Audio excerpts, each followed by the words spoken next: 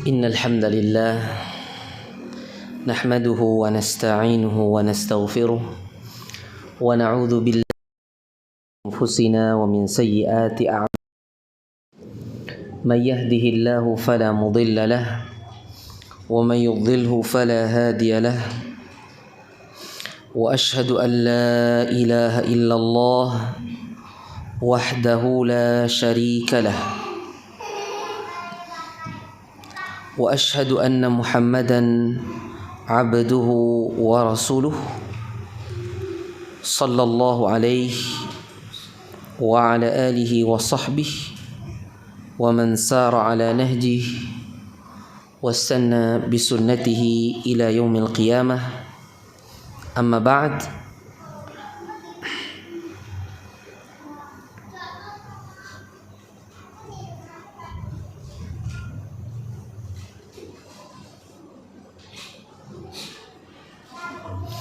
Ikhwatal iman a'azzani Allah wa iyyakum, kaum muslimin yang berbahagia, saudara-saudari jamaah musalla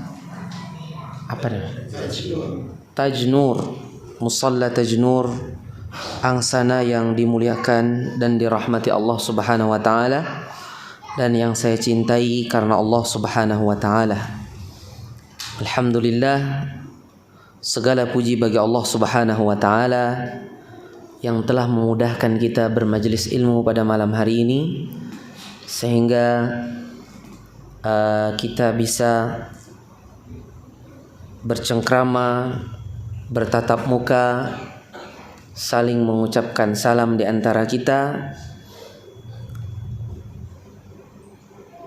dan bisa duduk sama-sama untuk mengingat Allah Subhanahu wa taala, yang mana pasti di mana saja dari majelis ilmu akan ada 4 hal yang itu sudah menjadi keharusan dan kepastian yang didapatkan oleh setiap yang hadir di dalamnya apabila datang dalam kondisi ikhlas karena Allah. Yaitu apa?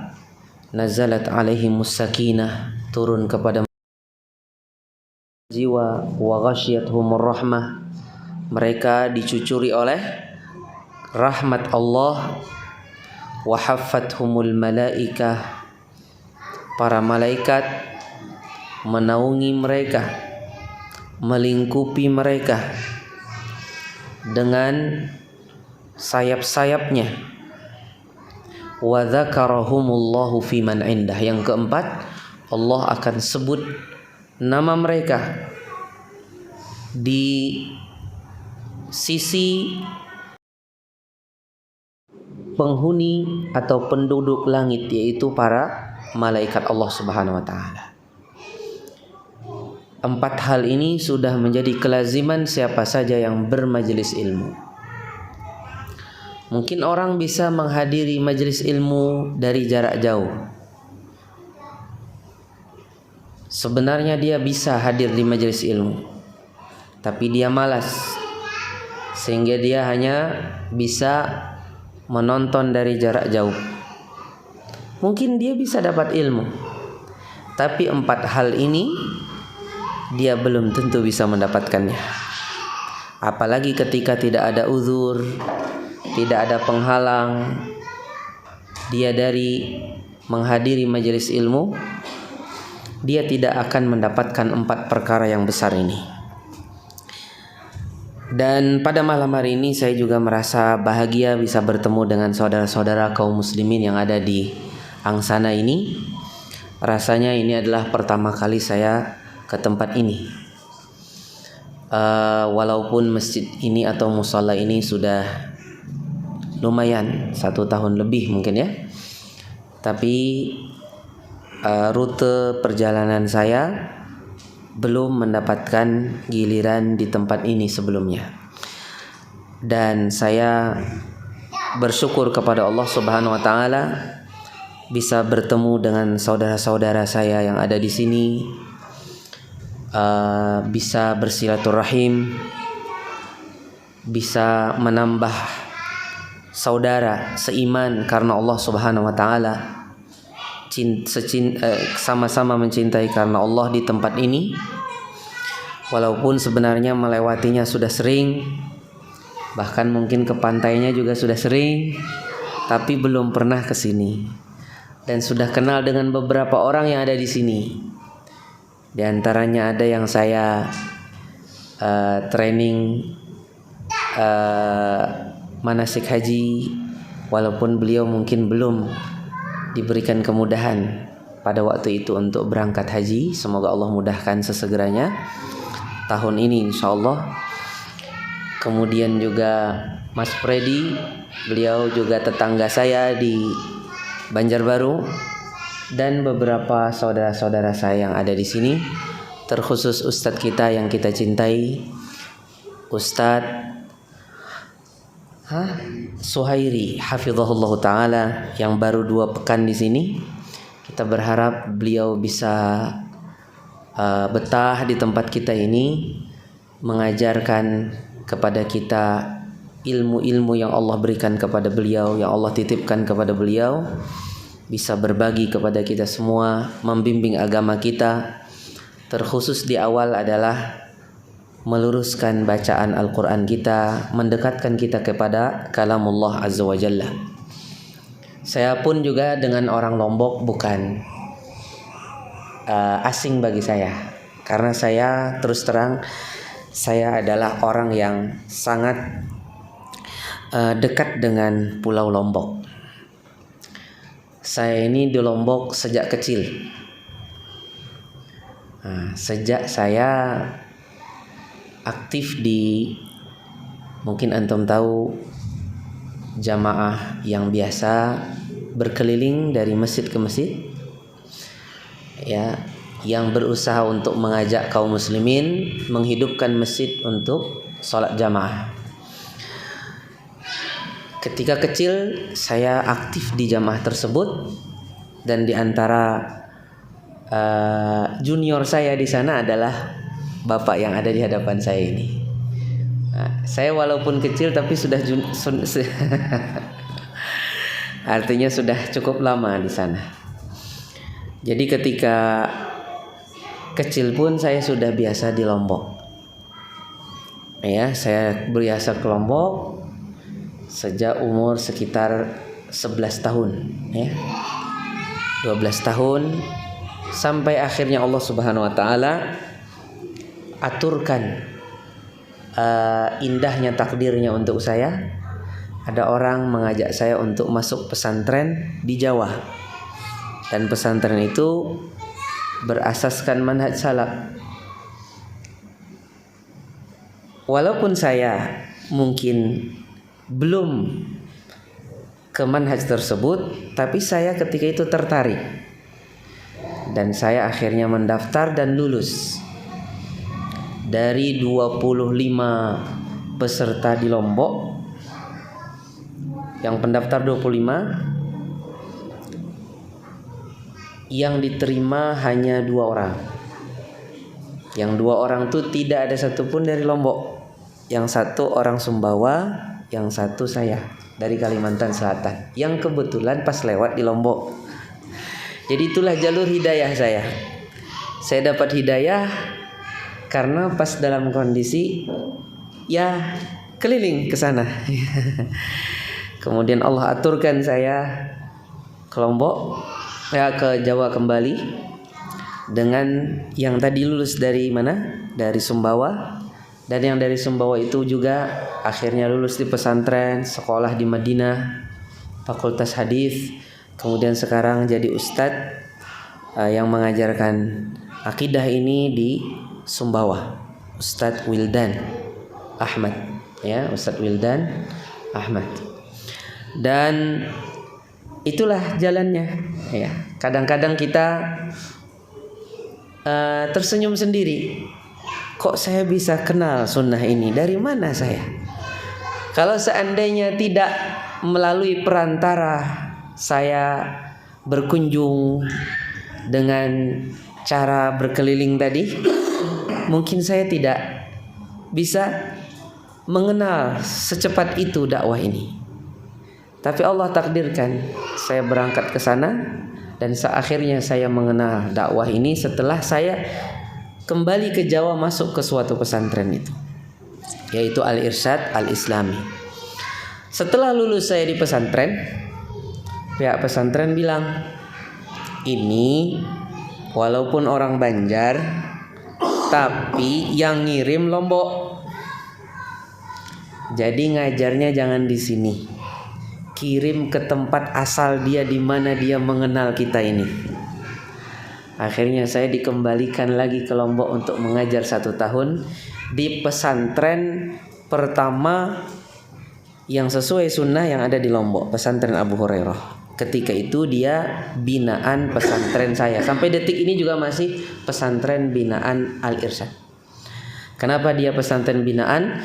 Karena dia berada di bawah yayasan yang ketua pembinanya adalah ketua pembina Al-Irsyad, yaitu Pak Khalid Bawazir.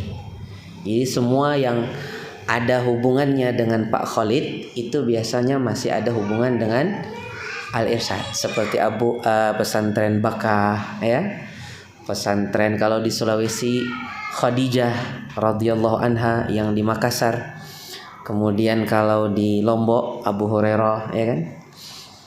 Dan saya pengajar pertama di sana. Jadi cukup lama juga di Lombok.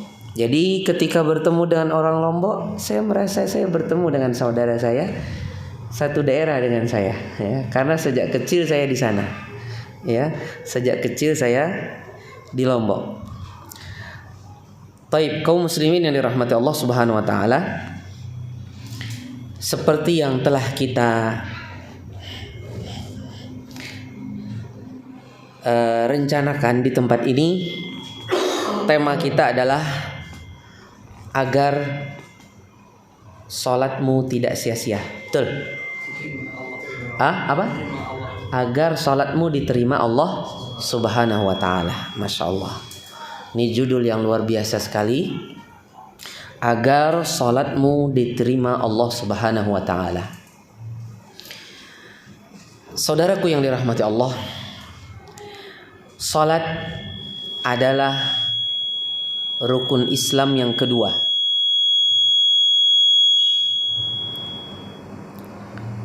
Tidak akan diterima Islam seseorang kalau dia tidak menegakkan salat, tidak menegakkan salat fardu. Walaupun dia melakukan 4 rukun Islam yang lain, tapi apabila dia tidak salat, maka keluarlah dia dari Islam.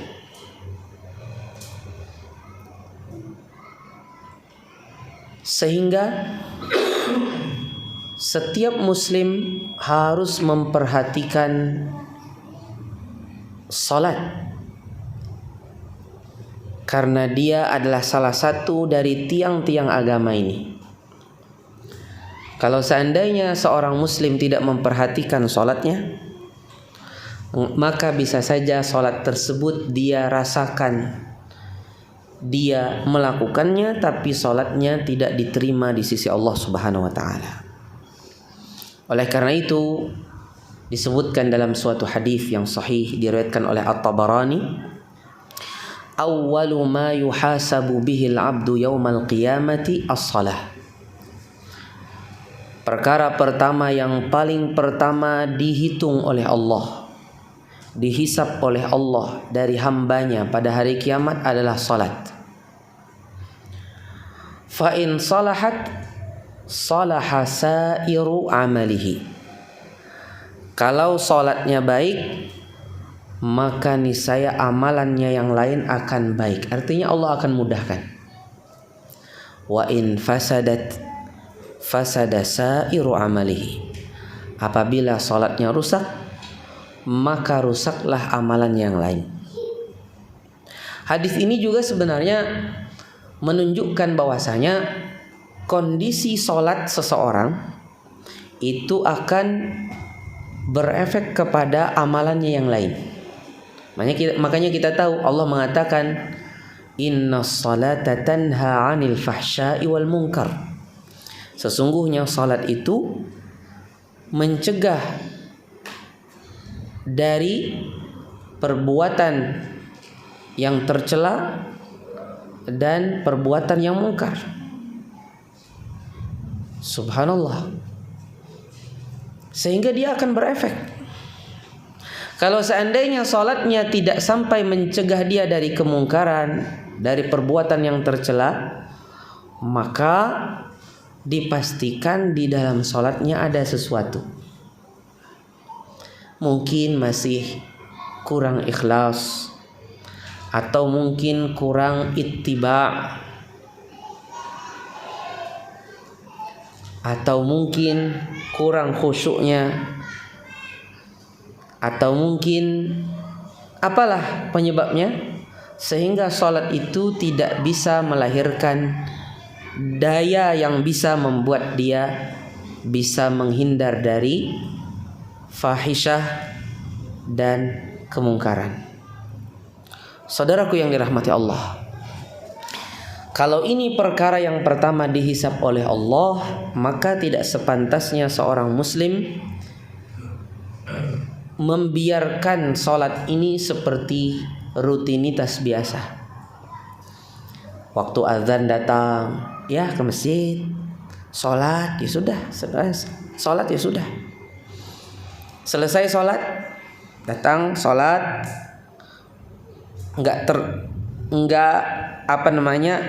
enggak diperhatikan bagaimana kualitas salatnya. Yang penting salat, selesai kewajiban, selesai tanggungan, pulang dia rasanya plong.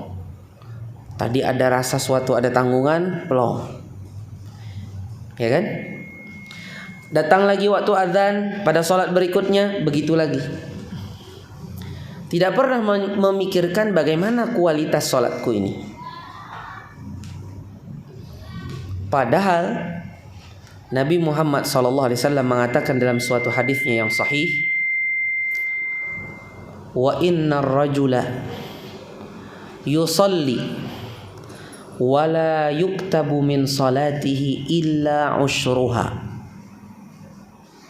Sesungguhnya ada seseorang yang salat dan tidak diberi pahala dari salatnya kecuali 1/10-nya, au tus'uha, atau 1/9-nya, au thumunuha, atau 1/8-nya, au subu'uha, atau 1/7-nya, au sudusuha, atau 1/6-nya, au khumusuha, atau 1/5-nya, au rubu'uha, atau 1/4-nya, au thuluthuha, atau 1/3-nya, au nisfuha, atau setengahnya. Setelah sampai di bilangan setengah, Nabi diam. Nabi tidak meneruskan. Ini menunjukkan bahwasanya lebih daripada sampai setengah itu sudah luar biasa. Bukan berarti tidak ada orang yang bisa mendapatkan sesempurnanya. Tidak, bukan begitu artinya. Bisa saja ada orang yang bisa mendapatkan 100%-nya, ya, tapi itu tidak banyak. Kebanyakan mendapatkan seperti yang disebutkan Nabi tadi. Dan kita tidak berharap kita mendapatkan hanya 1/10 atau lebih kurang daripada itu. Oleh karena itu perhatikanlah salat kita. Bagaimana kualitas salat, bukan hanya kuantitas salat. Bagaimana salat kita ini sah dan diterima di sisi Allah. Salat kita ini sah dan makbulah. Jadi para ulama fikih biasanya punya istilah mujzi'ah, kemudian ada lagi istilah maqbulah. Kalau mujzi'ah itu artinya sah. Artinya apa? Diterima. Salatnya diterima. Kalau makbulah artinya sholat itu mendapatkan pahala di sisi Allah. Dan dua hal ini tidak mesti harus bersama. Terkadang ada sholat sah, artinya sudah gugur kewajiban pada seseorang itu. Dengan dia melakukannya sudah gugur. Tapi karena ada beberapa hal dia nggak dapat pahalanya. Tapi kalau sah saja. Kadang-kadang ada beberapa orang sholat, kalau sholatnya sah, tapi sholatnya tidak dapat pahala. Seperti contohnya sudah tidak khusyuk, pakaian sholatnya juga pakaian hasil curian, ya. Kemudian apalah lagi, padahal wudhu dia sudah dia lakukan, sah wudhunya, rukunnya sudah dia lakukan, ya, syarat sah sholat sudah semua, ya. Kemudian kewajiban sholatnya dia tidak tinggalkan selama dia ingat. Akan tetapi sholatnya tidak mendapatkan pahala. Itu sholat yang ghairu maqbulah, tidak diterima, maksudnya tidak mendapatkan pahala. Sholatnya mujzi'ah, sholatnya sah, tapi sholatnya tidak mendapatkan pahala. Begitu pula lah keumuman amalan-amalan kita yang lain, yang pada asalnya dia diwajibkan. Kalau sah, sah saja, tapi belum tentu seseorang dapat pahala. Ada juga yang sah tapi pahalanya tidak banyak. Karena apa? Karena adanya beberapa faktor yang menyebabkan pahalanya tidak banyak. Oleh karena itu saudaraku yang dirahmati Allah, kalau kita berbicara tentang kapan sholat itu sah, jawabannya adalah apabila sholat itu terdapat padanya syarat sah sholat, ya, kemudian rukun-rukun sholat, kemudian kewajiban sholat. Di sini sholat itu akan mujzi'ah. Contohnya, dia sudah melakukan syarat sah sholat, diantaranya berwudu, ya, dia suci dari hadas besar dan kecil. Kemudian juga dia juga sudah melakukan semua rukun sholat, dari takbir sampai salam. Kemudian kewajiban-kewajiban di dalam sholat juga telah dia lakukan. Maka sholat orang itu sah, tapi belum tentu sholat itu makbulah. Kapan sholat itu makbulah? Ya, kapan sholat itu mendapatkan pahala? Jawabannya adalah ketika sempurna atau diusahakan dia mendapatkan dua syarat diterimanya amal di sisi Allah, yaitu ikhlas dan ittiba, ikhlas dan mutaba'ah kepada Rasulullah SAW. Semakin ikhlas, semakin mutaba'ah dengan Rasulullah, maka semakin besarlah pahala dia di sisi Allah. Semakin jauh dari ikhlas dan mutaba'ah, maka semakin kuranglah pahala dia, pahala dari sholatnya. Saudaraku yang dirahmati Allah Subhanahu wa taala, jadi sholat kita ini harus kita jaga betul kualitasnya, mutunya, agar sholat kita ini melahirkan pahala yang besar di sisi Allah Subhanahu wa taala.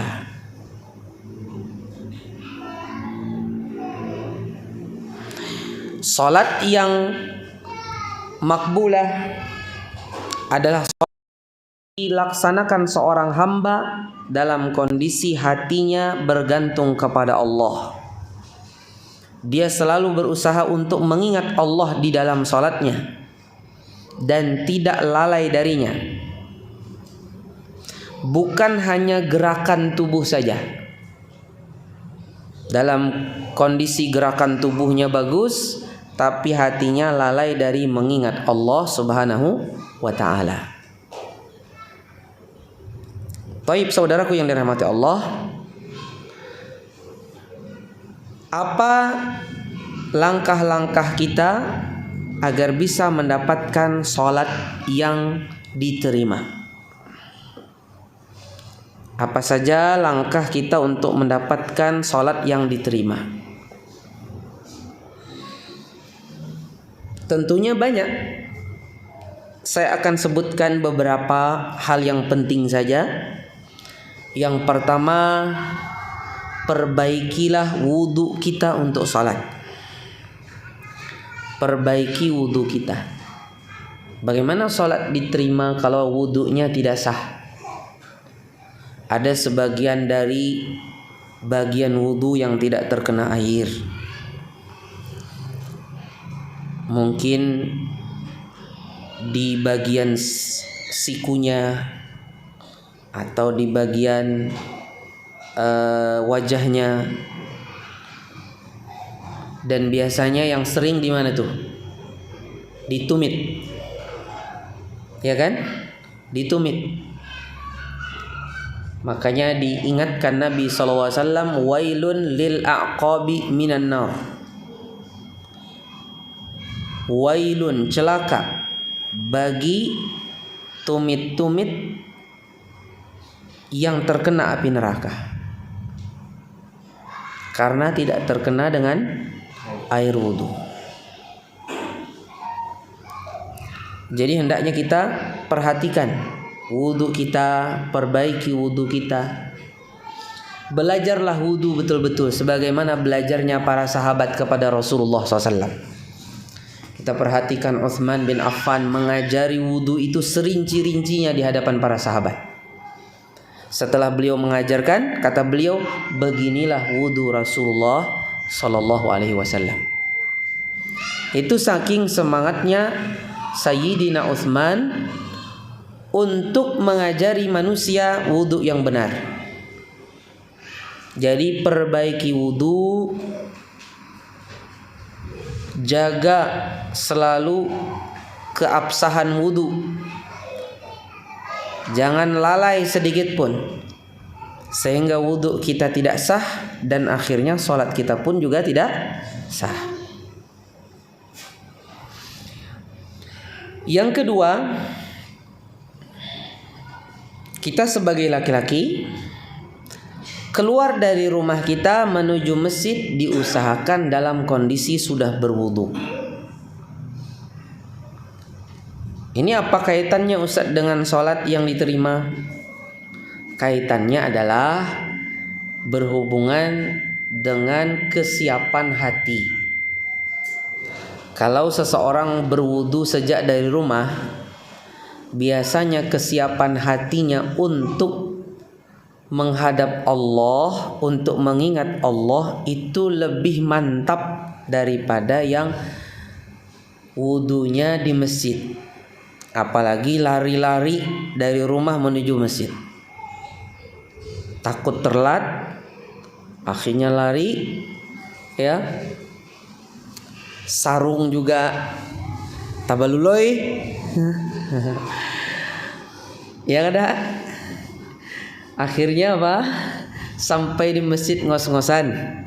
Jar orang Banjar tuh ngos-ngosan apa bang? Mahingal.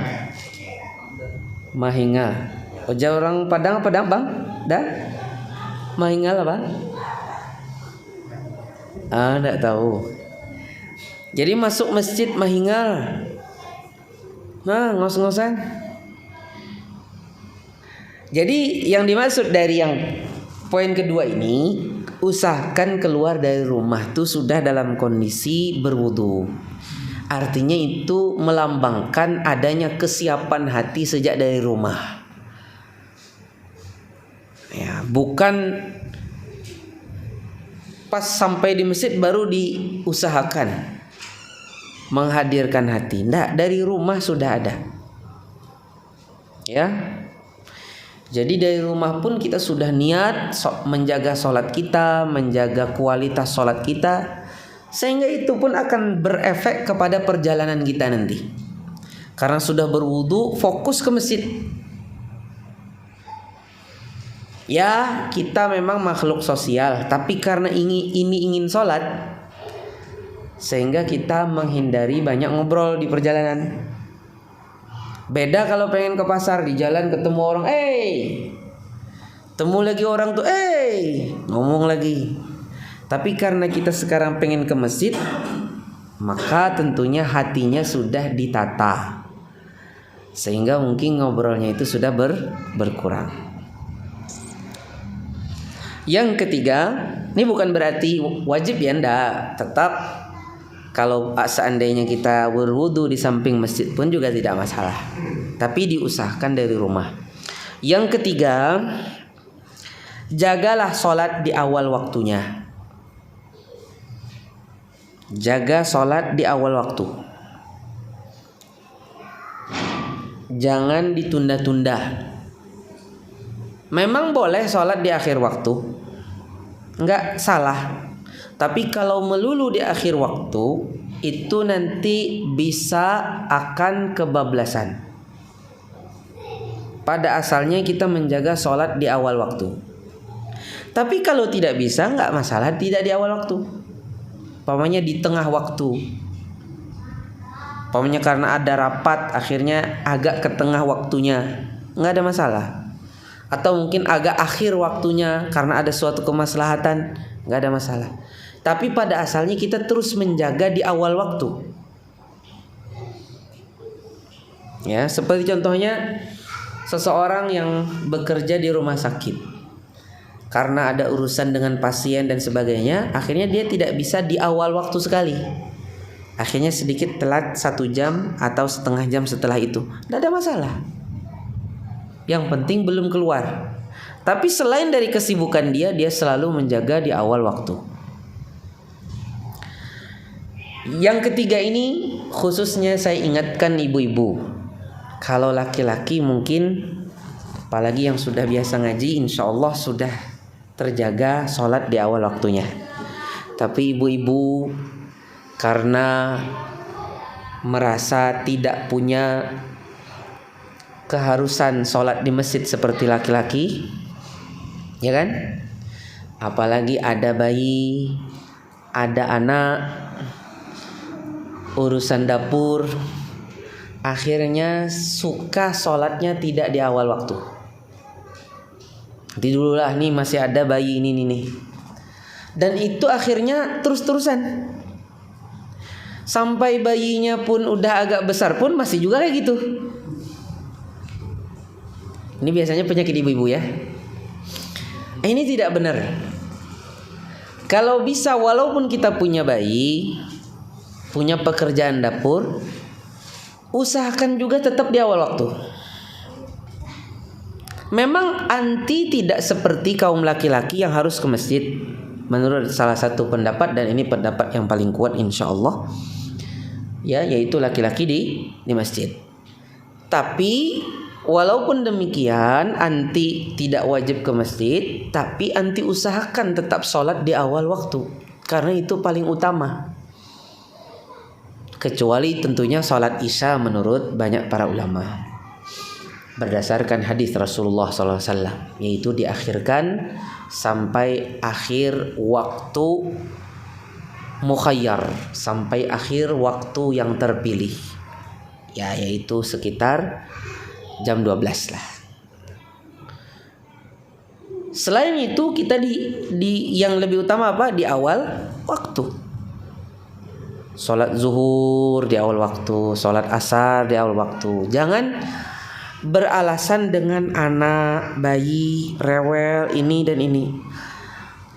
Kita bisa atur. Kita coba manage lah. Kalau selain itu saja kita bisa manage. Seperti contohnya sudah punya bayi, masih bisa juga bantu suami menyiapkan peralatannya untuk pergi ke kantor. Padahal kita punya anak. Kok bisa terus ya? Kok bisa terus kita menyempatkan waktu untuk memberikan pelayanan kepada suami sebelum berangkat menuju pekerjaan? Kenapa bisa? Karena kita merasa tertuntut. Padahal itu urusan suami kita, dunia kita,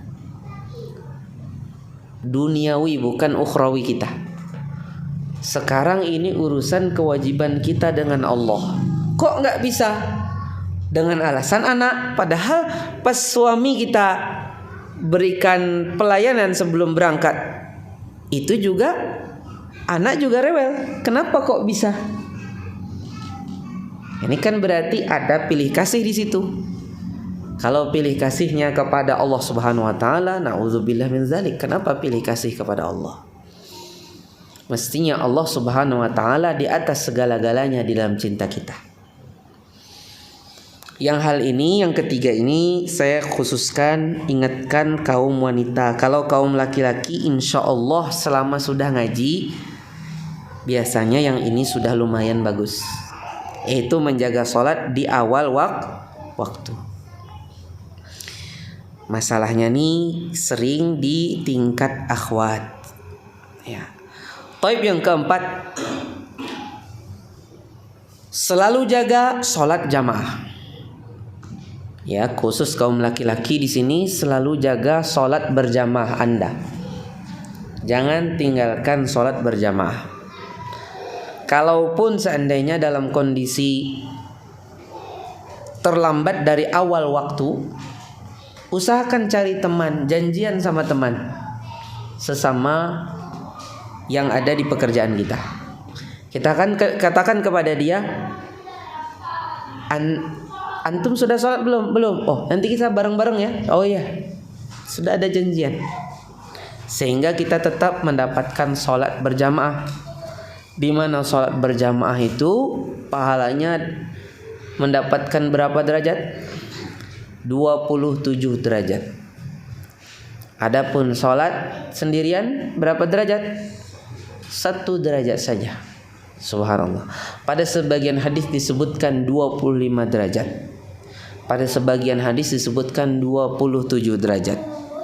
Dan para ulama mengatakan ketika disebutkan pada sebagian hadis 25, sebagian 27, berarti bilangan ini belum tentu menunjukkan bilangan yang ditentukan, tapi menunjukkan banyaknya saja. Bisa lebih daripada 27 derajat. Sebagian para ulama seperti contohnya Imam As-Suyuti, dan kalau di Indonesia diikuti oleh Tengku Muhammad Hasbi As-Siddiqi, seorang ulama berasal dari Aceh dulu. Ya, mungkin masih ingat antum, dahulu ada seorang ulama namanya Tengku Muhammad Hasbi As-Siddiqi. Ya. Beliau juga seperti As-Suyuti menyebutkan 25 itu dicari-cari apa saja 25 derajat itu. Karena sholat berjamaah demikian, di sholat berjamaah demikian. Nah, kalau sampai 27 itu kata mereka ada tambahan lagi 2. Itu yang gelap, maghrib, isya, subuh. Pertama, 25 derajat itu 7 tadi kan 2 tambah ya. 1 karena gelapnya, sehingga perlu mencari keterangan, perlu bawa obor. Yang kedua karena bahayanya, karena mungkin ada batu yang tajam bisa melukai, atau ada binatang buas atau ular dan sebagainya, sehingga seseorang lebih hati-hati lagi. 2 itulah yang melebihkan daripada yang siang. Yang siang 25 kata mereka. Jadi ada juga sebagian para ulama yang memilih jalan seperti itu memahaminya. Ini pun juga pemahaman yang bagus. Jadi jagalah sholat berjamaah. antum sebagai kaum laki-laki, jagalah sholat berjamaah kita. Taib. Ya, kalau dalam kondisi safar juga, apalagi sudah safar ya, kita sudah pilih pimpinan kita, maka sudah apa? Kita jaga selalu sholat berjamaah, jangan sendiri-sendiri. Taib. Yang kelima, jaga takbiratul ihram. Jaga selalu takbiratul ihram. Takbiratul ihram itu apa Bapak Ibu? Takbir yang pertama. Ihram itu artinya apa? Pengharaman. Artinya pengharaman sesuatu yang sebelumnya mubah jadi haram. Seperti ngobrol. Kalau sudah takbir itu nggak boleh lagi kan ngobrol. Ya. Jadi seseorang selalu berusaha menjaga takbiratul ihram. Kita tahu keutamaan mendapatkan takbiratul ihram. Nabi SAW menyebutkan, man adraka takbiratul ihram arba'ina yauman kutibat lahu bara'atan. Bara'atun minan nar wa bara'atun minan nifaq. Barang siapa yang mendapatkan takbiratul ihram selama 40 hari, maka akan ditulis baginya 2 keselamatan, 2 kebebasan. Pertama, kebebasan dari api neraka, dan yang kedua, kebebasan dari kemunafikan. Maksud hadis ini, apakah sampai 40 hari kita lakukan sudah selesai, setelah itu sudah kita nggak apa-apa lagi nggak melakukan takbiratul ihram, mendapatkan takbiratul ihram? Apakah begitu artinya? Tidak. Nabi ketika mengatakan 40, ada bilangan 40 hari kan? Maksudnya itu adalah masa latihan dia. Kalau 40 hari itu dia lulus, maka itu akan berefek kepada setelahnya. Setelahnya pun dia akan tetap menjaga takbiratul ihram. Walaupun mungkin ada saat-saat tertentu karena uzur, dia akhirnya tidak bisa mendapatkan takbiratul ihram itu karena suatu kondisi yang jarang-jarang dia seperti itu. Artinya membekas 40 hari itu kepada yang berikut-berikutnya. Saudaraku yang dirahmati Allah, banyak para ulama terdahulu mengatakan, kalau ingin mengetahui kondisi akhlak seseorang, lihatlah dia dalam sholatnya. Kalau dia selalu mendapatkan takbiratul ihram, tidak sholat, tidak masbuk, selalu menjaga dirinya supaya tidak masbuk, maka merasa amanlah bergaul dengannya. Tapi kalau engkau selalu mendapatkan dia selalu masbuk, telat dari takbiratul ihram, maka jangan merasa aman berteman dengannya. Nah, itu dikatakan oleh banyak para ulama. Ya, dikatakan banyak para ulama Islam. Di antaranya kalau nggak salah Ishaq bin Rahwih dan lain-lain. Jadi kalau seandainya kita ketemu, jadi itu sudah menjadi kaidah para ulama terdahulu.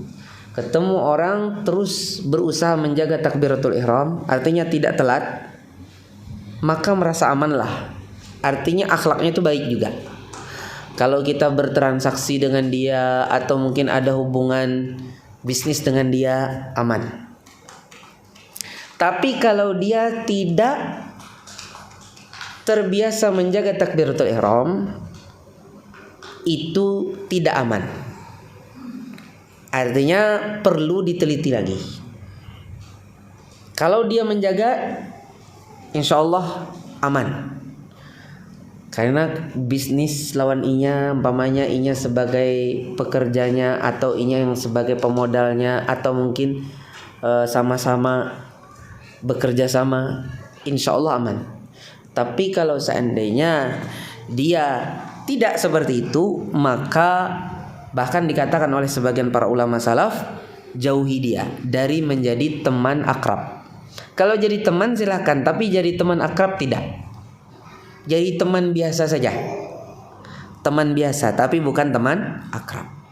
Yang jadi teman akrab itu yang orangnya suka menjaga takbiratul ihram. Kemudian yang keenam, usahakan menuju masjid dalam kondisi jalan kaki. Kalau rumah kita tidak jauh, kenapa kita naik kendaraan? Masih bisa dengan jalan kaki, kenapa kita tidak jalan kaki? Apalagi dengan jalan kaki itu ternyata tidak membuat kita terlambat dari takbiratul ihram. Tapi kalau seandainya jaraknya lumayan, kalau dibilang jauh enggak juga. Tapi kalau dibilang dekat, ya enggak terlalu dekat. Sehingga kalau seandainya saya sekarang nih jalan kaki, saya akan terlambat dari takbiratul ihram. Oh, dalam kondisi ini mana yang didahulukan? Jalan kakinya apa takbiratul ihramnya? Takbiratul ihramnya. Berarti kita naik kendaraan supaya dapat takbiratul ihram. Paham ya? Karena keutamaan takbiratul ihram itu lebih utama daripada keutamaan jalan kakinya. Walaupun seseorang yang menggunakan kendaraan juga bisa dihitung baginya seperti jalan kaki, dengan jarak seperti orang berjalan kaki. Ya, ini bagi yang jauh atau agak jauh.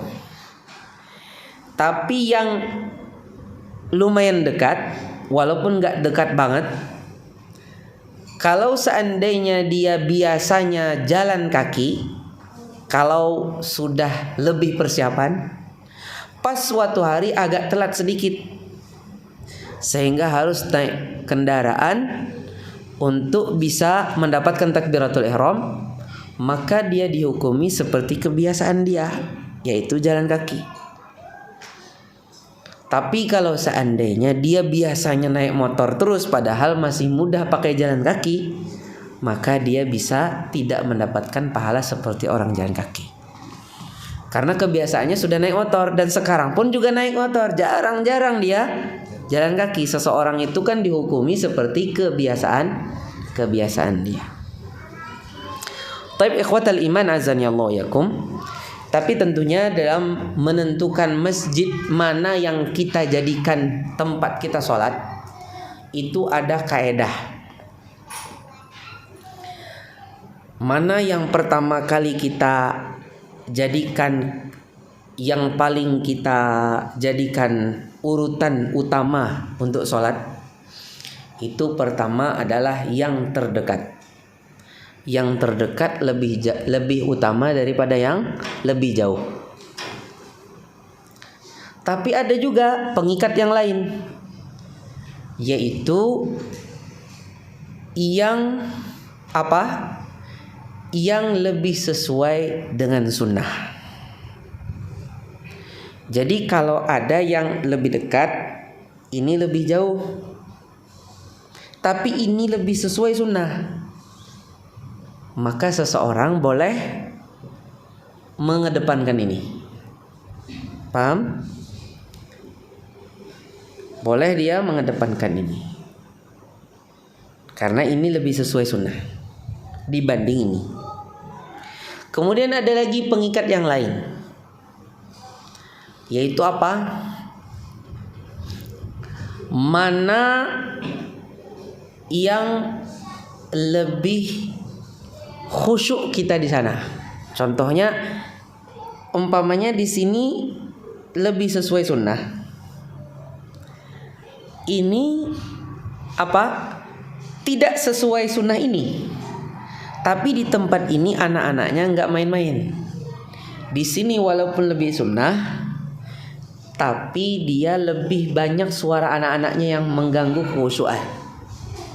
Maka yang di sini bisa jadi lebih utama.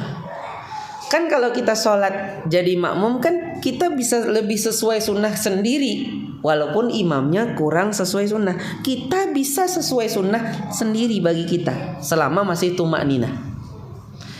Dan imamnya masih aman dari kesyirikan. Ya kan? Dari kesyirikan. Thayyib.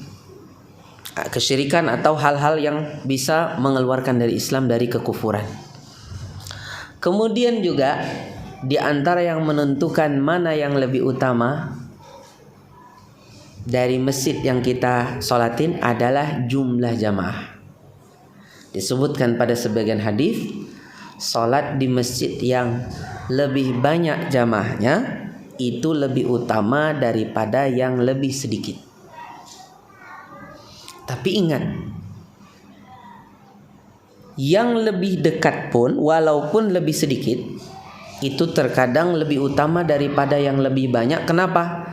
Karena kita umpamanya orang yang ditunggu-tunggu untuk menghidupkan masjid itu. Kalau nggak ada kita, nggak ada yang imamin. Kalau nggak ada kita, nggak ada yang azanin. Ya. Atau kalau tidak ada kita, kurang greget orang-orang ikut-ikutan sholat ke masjid itu. Artinya kita tuh termasuk orang yang menjadi pionir, ya, pahlawan pertama untuk memakmurkan masjid itu. Walaupun tidak sebanyak itu, tapi kita orang yang menjadi pejuang pertama untuk meramaikan masjid itu. Jadilah ini bisa jadi lebih utama. Nah, yang terakhir saya sebutkan, masjid itu di antara kaidah fikih, dan ini disepakati oleh para ulama dan ini disebutkan oleh para salaf, sholat di masjid tua lebih utama daripada masjid yang baru. Taruhlah umpamanya di kampung kita ada 2 masjid, ya jaraknya kurang lebih lah.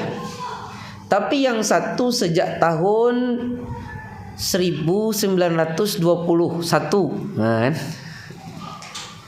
Yang satunya baru 2005 yang lalu lah. 2005 yang lalu. Maka sholat di masjid tua itu lebih utama daripada masjid yang baru. Loh Ustadz, kenapa seperti itu? Itu kaidah fikih dari mana? Apa dalilnya Ustadz? Kan kaidah fikih itu kan perkataan ulama. Perkataan ulama itu kan bukan dalil Ustadz.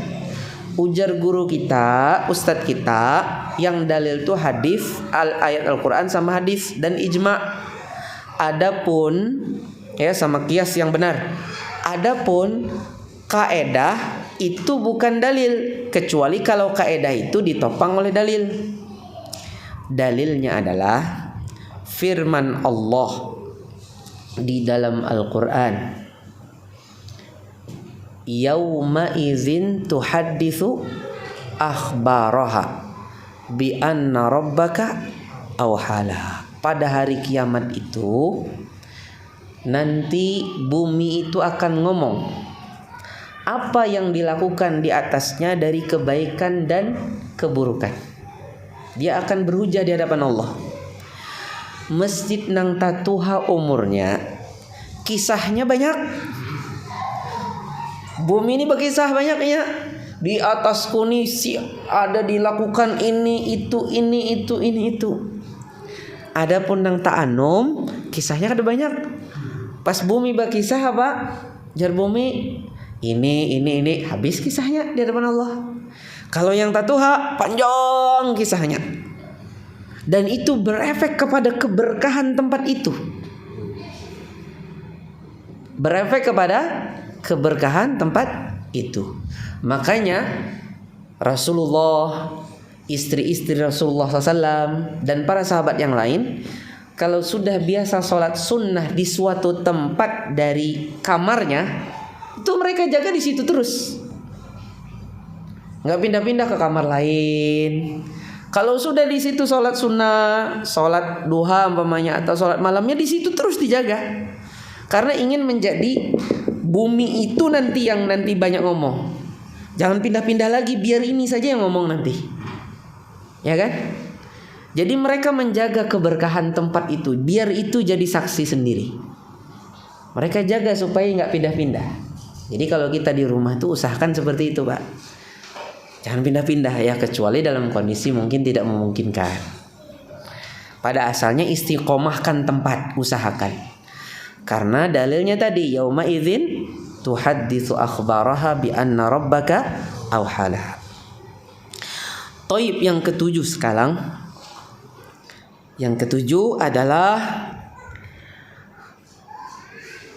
hadirkan di hati kita. Hadirkan hati kita ini di dalam sholat. Artinya hadirkan hati kita, artinya kekhusyuan di dalam sholat. Masya Allah, kekhusyuan ini luar biasa. Kita harus banyak belajar bagaimana khusyuk. Ya, bagaimana kita mengosongkan hati kita ini.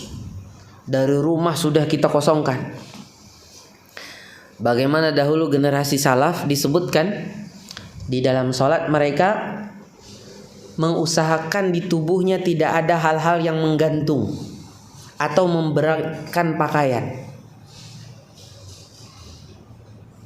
Pamannya ada cincin atau ada apa di kantong, dilepas dulu lah supaya tidak ada yang memberatkan di dalam gerakan sholat.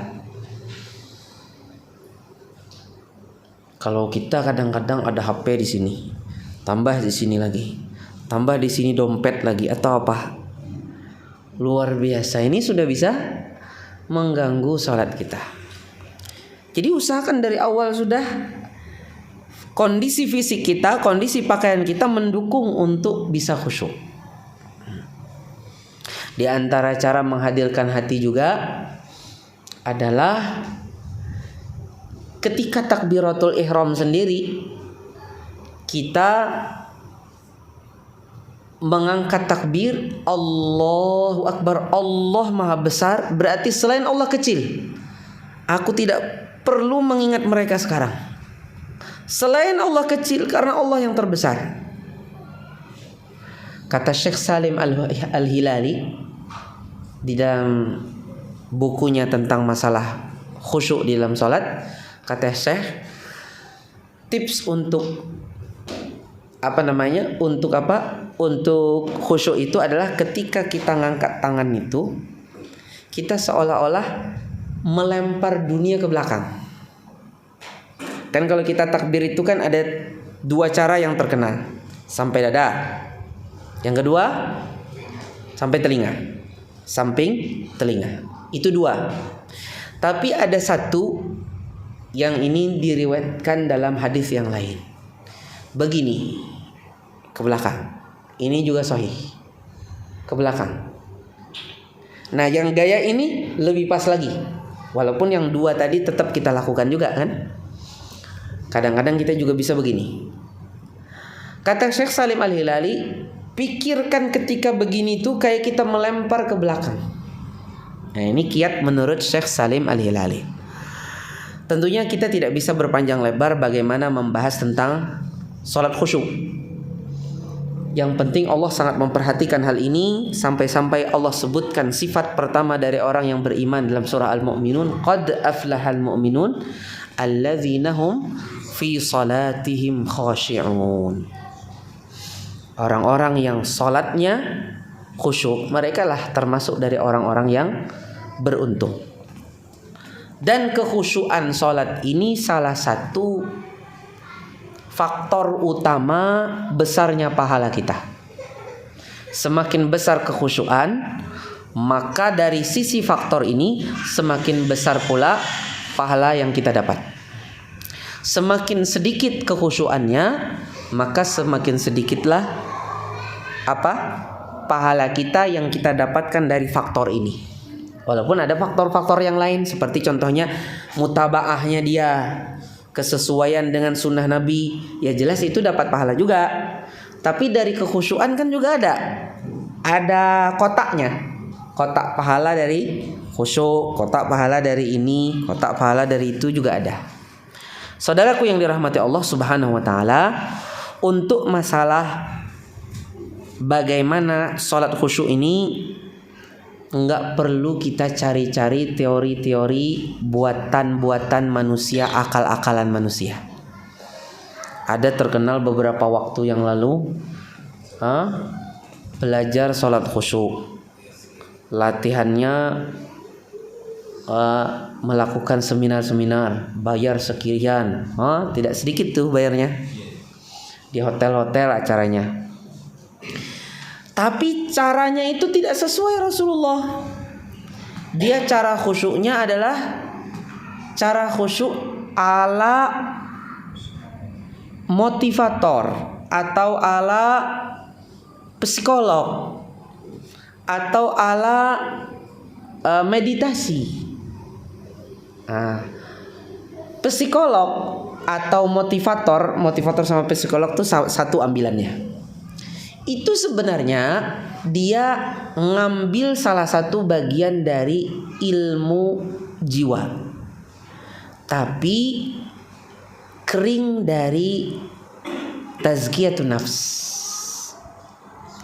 Nah, kalau kita belajar ilmu Islam itu, dia ada tazkiyatun nafs, ada suluknya. Dalam bahasa bahasa syariat nama apa namanya? Ada suluk. Ada suluknya. Kalau ilmu para motivator dan para psikolog itu dia hanya gambaran kasarnya saja, tapi kering dari sisi tazkiyah. Jadi teori-teori yang berasal dari pengalaman, ya, yang bisa membuat seseorang umpamanya bisa konsentrasi, tapi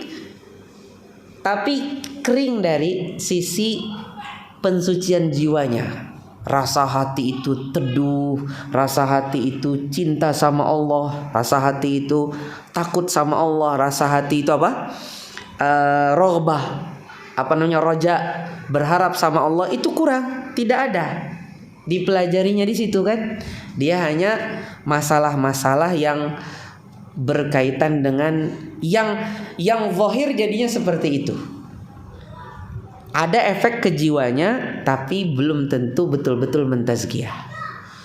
Kalau baik sebentar iya, tapi kalau baik yang untuk permanen itu dapatnya di suluk, dapatnya di belajar ilmu syariat.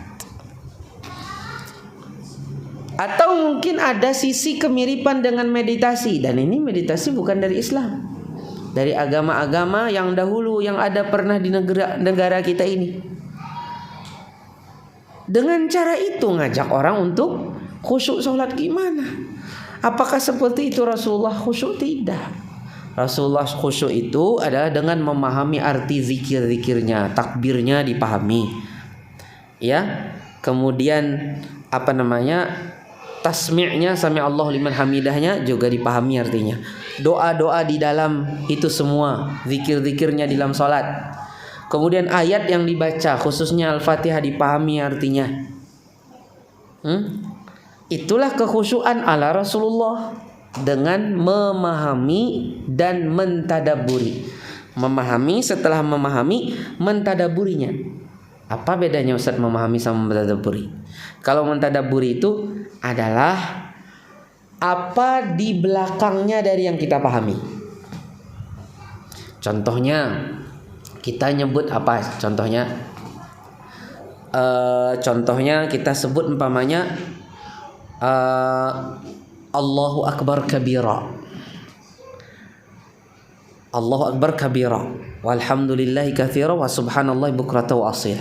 Kata Allahu Akbar kabira, Allah Maha besar. Allah Maha besar yang besar.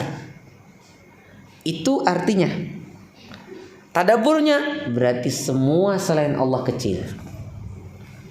Sehingga aku sekarang sedang bersama Allah, tidak pantas bagiku untuk menyisakan, masih memperhatikan selain Allah pada waktu ini. Seperti contohnya lagi ketika kita umpamanya menyebut kita menyebut alhamdulillahirabbil alamin. Segala puji hanya milik Allah, Rabb semesta alam. Segala puji ini apa artinya alhamd? Alhamd itu adalah pujian pada zat. Ya, pujian pada zat yang sempurna pada ciptaannya, perbuatannya dan sifat-sifatnya, yang diikuti dengan kecintaan dan ketundukan kepadanya. Itulah tahmid. Nah, ketika kita menyebut alhamdulillahirabbil alamin, berarti ada cinta di situ. Apa konsekuensinya? Konsekuensinya itulah tadabbur. Kalau Allah itu seperti ini, berarti aku memujinya bukan karena aku memujinya bukan hanya karena takut diazab atau untuk mendapatkan pahala, tapi juga karena cinta kepadanya. Itu dari kata alhamdulillahirabbil alamin. Itu tadabbur daripada itu. Semestinya seperti itulah kita belajar khusyuk. Untuk masalah khusyuk di dalam sholat ini, ada buku yang sangat bagus dalam masalah hal ini. Saya rekomendasikan kepada kita semua untuk membacanya. Ada buku judulnya Khusyuk di dalam sholat, kurang lebih seperti itulah. Karya Syekh Sa'id bin Wahab Al-Qahtani, pengarang Hisnul Muslim. Beliau punya buku khusyuk untuk sholat. Ada berapa beliau sebutkan kiat untuk khusyuk dalam sholat. Dan bukunya itu sebenarnya bagian dari buku besarnya, yaitu Sholatul Mu'min kalau nggak salah. Beliau punya buku Sholatul Mu'min, diterjemahkan di Indonesia kalau nggak salah Ensiklopedi Sholat. Ada di sini 3 jilid kalau nggak salah. Ensiklopedi Sholat, diterbitkan oleh Pustaka Imam Syafi'i. Jadi buku tadi itu sudah disendirikan khusyuk sholat tadi. Tapi kalau Anda beli buku yang tebal itu, ada buku itu dalam buku yang tebal tuh. Saya tidak pernah mendapatkan tulisan yang lebih hebat daripada tulisan beliau ketika membahas tentang bagaimana cara khusyuk di dalam sholat. Ya. Dan sekitar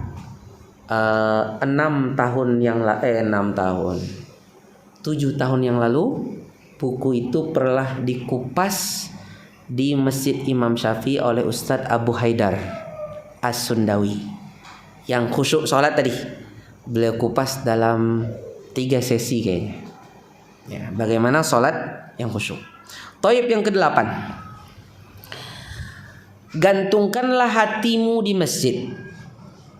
Perbanyaklah melakukan langkah menuju masjid.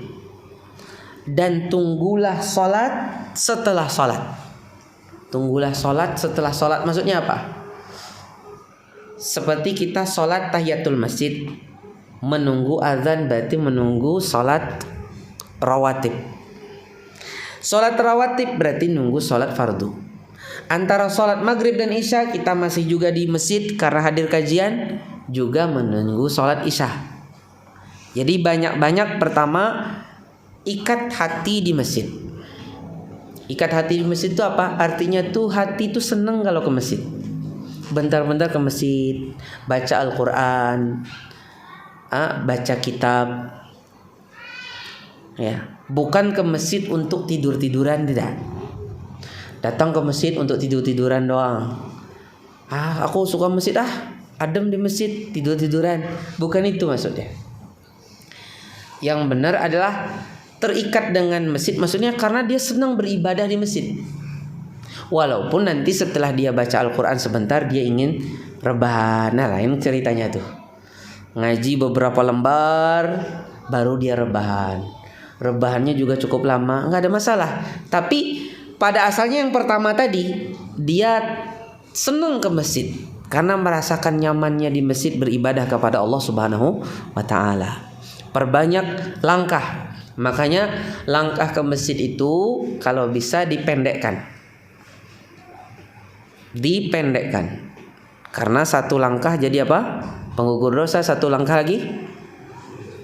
Iya, pengangkat derajat.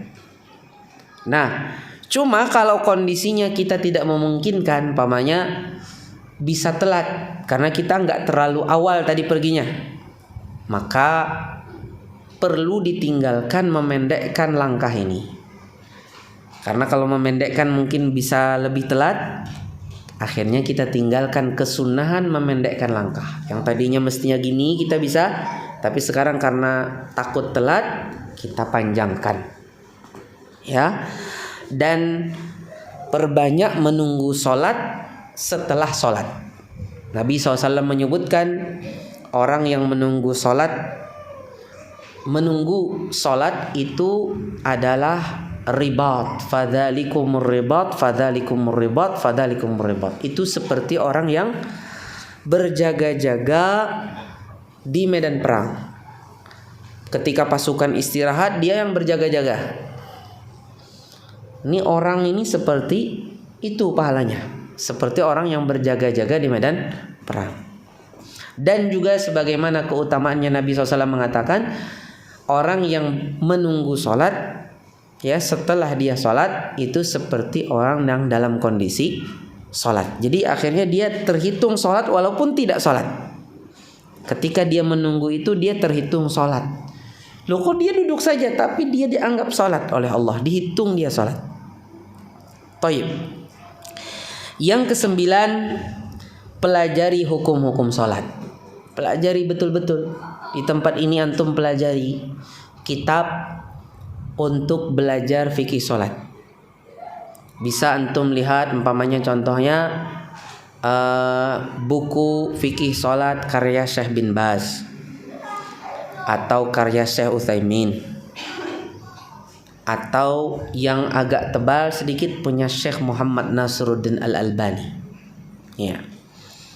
Kalau Ustadz Hasbi biasanya suka membaca buku Syekh Al-Albani di Kandangan dan di Barabai. Antum pelajari itu.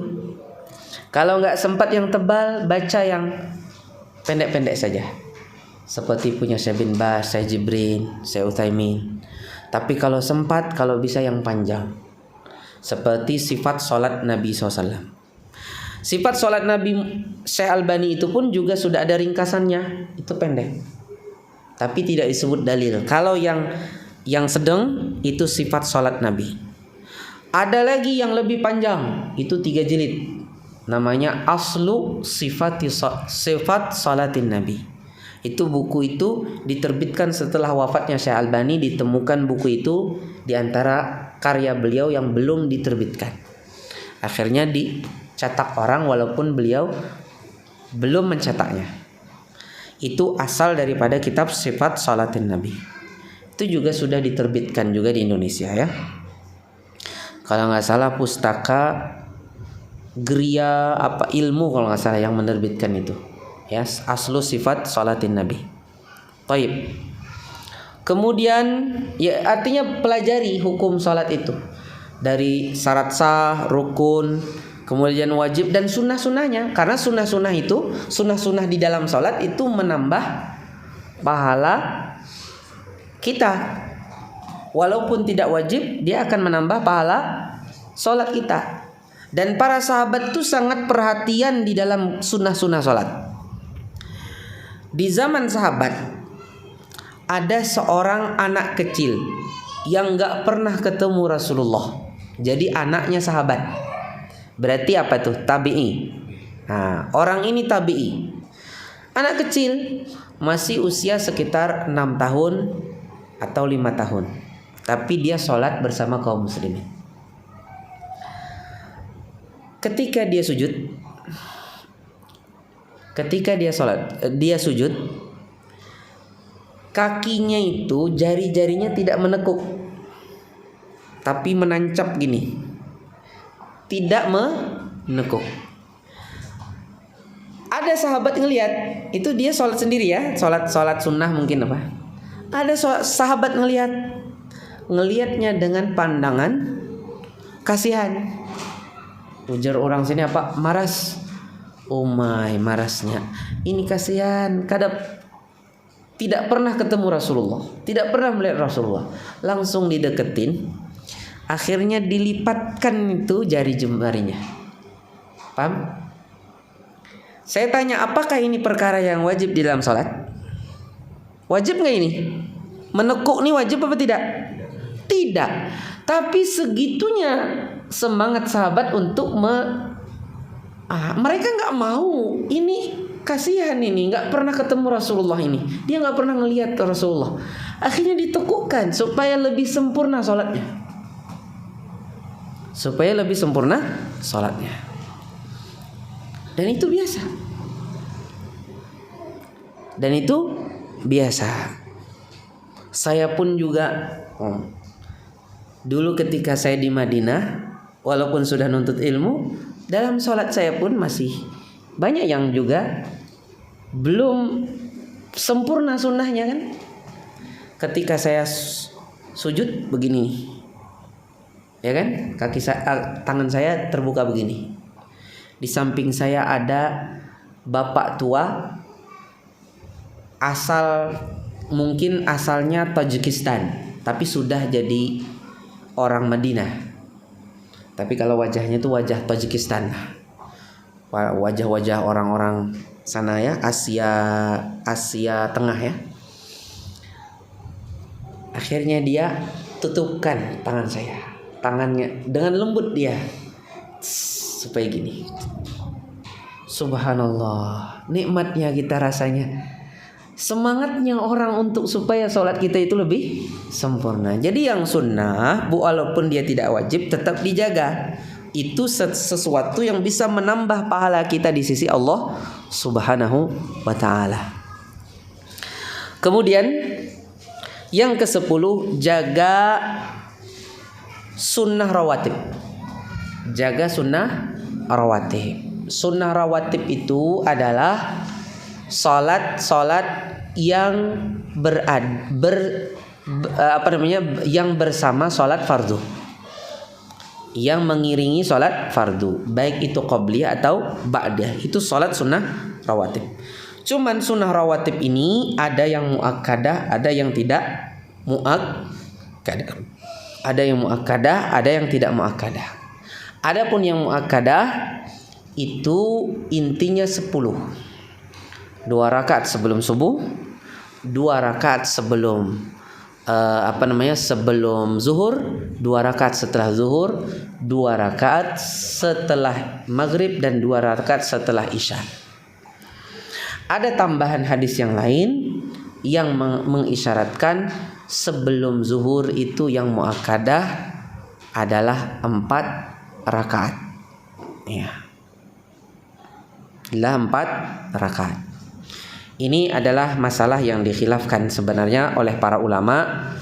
Yang jelas 10 itu tidak ada yang mengingkarinya akan kemuakkadahannya. Yang selain dari 12 ini ya, itu semuanya tidak muakkadah.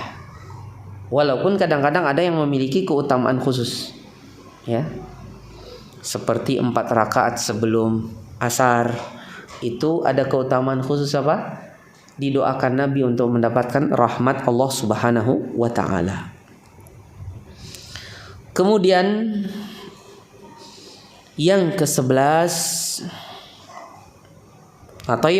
sebelum ke-11, apa hubungan yang 10 ini dengan sholat fardu kita, Ustaz? Hubungannya, rawatib itu dia adalah penyempurna kalau seandainya sholat fardu kita tuh ada kurang-kurangnya. Sama seperti sholat puasa Sya'ban dengan puasa Syawal untuk puasa Ramadan. Kalau ada kurang-kurangnya itu akan ditambal. ditambal kekurangannya itu dengan sholat sunnah rawatib tadi. Kalau sholat yang bukan rawatib, umpamanya sholat tahajud atau sholat witir atau sholat duha, itu tidak penambalnya. Yang penambalnya itu yang rawatibnya tadi, yang sebelum atau sesudahnya tadi. Terkhusus yang muakkadah, kemudian yang tidak muakkadah. Yang tidak muakkadah bukan berarti tidak dilakukan, tetap dilakukan. Tapi tidak, artinya kita tidak sesemangat melakukan yang muakkadah. Tapi bukan berarti ditinggalkan. Yang disayangkan ada sebagian yang tidak muakkadah itu selalu ditinggalkan atau sebagian ditinggalkan. Akhirnya jamaah merasa asing kalau seandainya ada jeda di sana atau ada orang sholat sunnah di sana. Ini tidak benar. Terkadang ini menjadi lambang sebagian ormas. Saya ketemu di beberapa tempat, kalau ormas ini nggak ada qobliyah sholat ini, kalau ormas ini nggak ada qobliyah sholat ini, jadi habis azan langsung iqomah. Kalau ormas ini nggak ada jedanya antara takbir antara azan dan iqomah sholat ini. Jadi seolah-olah jadi ciri khas tuh. Yang di sini nggak ada jedanya, langsung jadi habis azan langsung iqomah di sholat ini. Biasanya maghrib ya. Kalau ini di isya. Jadi pengen cari kekhususan, kekhasan. Ini tidak benar saudaraku. Islam ini tidak boleh berkubu cari-cari kekhasan. Tidak boleh Islam, di dalam Islam ini berkubu itu tidak boleh. Islam itu satu, agama Islam saja. Agama Islam saja, agamanya Nabi Ibrahim, agamanya Nabi Ismail, agamanya Nabi Isa, Nabi Musa, dan juga agamanya Nabi Muhammad SAW. Satu agama kita. Tidak boleh berkubu di dalam Islam. Ya. Toib. Jadi itu hubungannya sholat sunnah rawatib tadi. Selain juga bisa berefek kepada kekhusyuan kalau itu qobliyah. Dengan seseorang melakukan qobliyah sebelumnya akan berefek kepada sholat fardu yang akan dia lakukan. Tapi yang ke-11, hindari bergadang yang lama. Karena terlalu banyak bergadang, apalagi bergadangnya panjang, ini juga akan berefek kepada kekhusyuan dan kualitas sholat kita. Hindari bergadang yang lama. Sesegeranya kita tidur malam, jangan suka bergadang. Ibu-ibu bisa diingatkan suaminya nih ya. Apa-apa ini biasanya nih. Ada panggilan, yo kita nongkrong. Di mana? Di pos kamling ya. Apalagi obrolannya cocok. Apalagi ada bola. Wah, ramai lagi tuh. Jadi mungkin ini banyak di kalangan apa-apa ya. Iya. Dari apa-apa ini banyak yang seperti ini. Tolong ibu-ibu bisa-bisalah kita membuat jurus yang bisa membuat suami kita tidak suka bergadang dan mereka bisa bersegera istirahat di malam hari. Kemudian yang ke-12, hindari dari banyak makan, banyak tidur dan banyak berinteraksi. Maksudnya berlebihan. Hindari berlebihan makan, berlebihan tidur dan berlebihan berinteraksi. Berlebihan makan gimana? Ya bentar-bentar cari makan, cemilan. Habis cemilan makan besar lagi. Habis makan besar cari minuman enak. Minuman apa? Ya. Atau suka wisata kuliner. Atau mungkin ada sebagian orang nih sudah punya jadwal 3 makan sehari, keliling warung-warung sudah ada. Hari ini makannya di situ, hari ini sana. Ya nggak ada masalah sih, cuman takutnya ini sudah masuk kepada apa? Berlebih-lebihan, berpuas-puas di dalam masalah makan. Padahal kita perlu juga untuk menurunkan atau menyederhanakan gaya hidup kita. Nabi SAW mengatakan al-badzadzatu minal iman. Kesederhanaan itu bagian dari iman.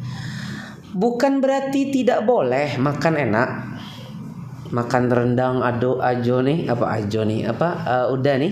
nggak ada masalah. Cuma kalau makan enak terus, kapan kita makan ndak enaknya? Kita kan juga perlu makan ndak enak. Artinya supaya kita ini tahu kondisi kita di dunia ini untuk apa. Perlu belajar juga yang tidak enak. Walaupun mungkin biasa enak, belajar yang tidak enak sedikit. Belajar yang tidak enak sehingga nanti kita siap juga kalau seandainya kita makan yang tidak enak. Kita bisa menyantapnya dengan lahap juga.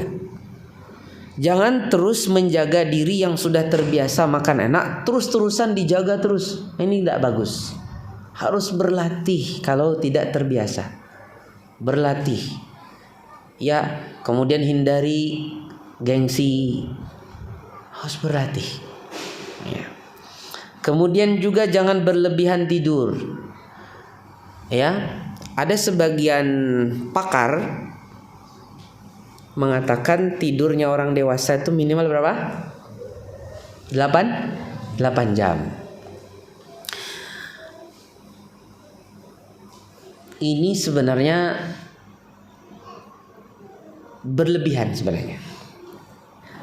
8 jam itu bagus. Cuman kalau kita perhatikan dari tidur yang menyehatkan itu, kan Rasulullah SAW itu kan sosok yang paling menjadi idola kita. Yang terbaik itu kehidupan ala beliau, karena itu berdasarkan wahyu. Allah mengatakan qumil laila illa qalila nisfahu aw inqus minhu qalila. Salatlah malam kecuali sebagiannya. Artinya berapa tuh? Yaitu 2/3. 2/3 malam.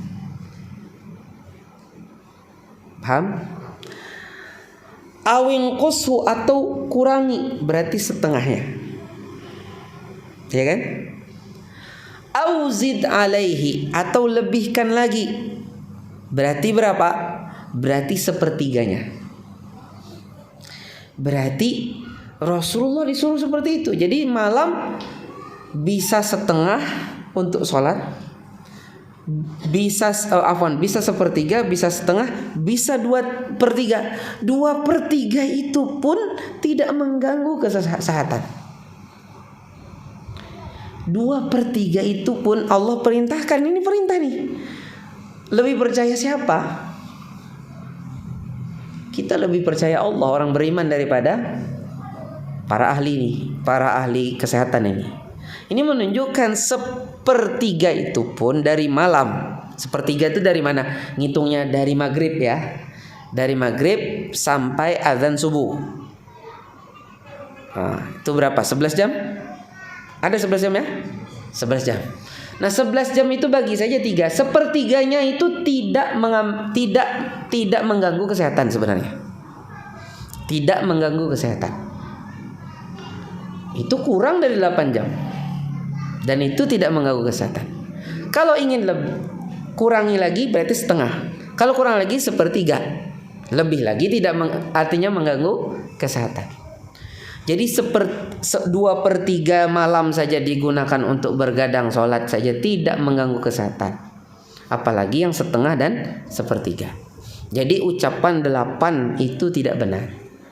Cuma dalam malam itu ada waktu yang bagus untuk tidur, yaitu setelah isya. Makanya kita dimakruhkan ngobrol setelah isya. Ngobrol, nggak ada tujuan yang bagus, maksudnya nggak ada keperluan yang mendesak, kita ngobrol. Karena setelah Isya itu waktu yang paling bagus, di situ ada hormon tertentu yang bagus untuk kesehatan kita. Makanya katanya efektivitas tidur kita dari habis Isya sampai pukul 12 ya.